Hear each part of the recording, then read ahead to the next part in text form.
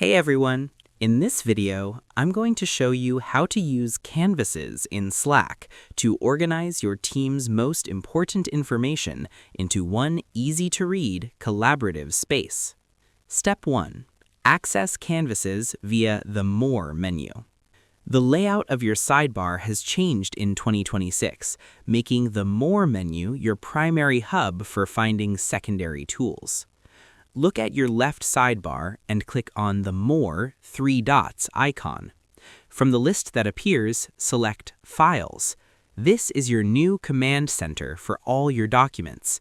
Once inside the Files tab, you will see a submenu where you can specifically filter for canvases. This centralizes all your work, whether it's a standalone note or a document shared in a channel. Step 2. Create your content. Once you are in the Files and Canvases section, you can start a new document from scratch or use a guide to help you build.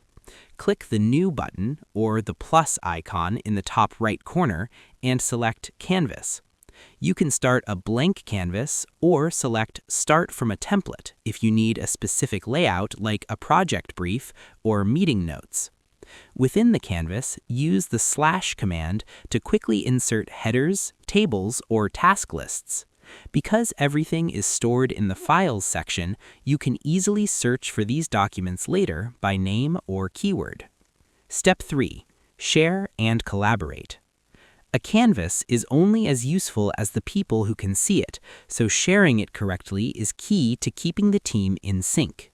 Click the Share button in the top right corner of your new canvas. You can type in the name of a specific teammate or a channel where you want the canvas to live. Once shared, anyone with access can edit the document in real time.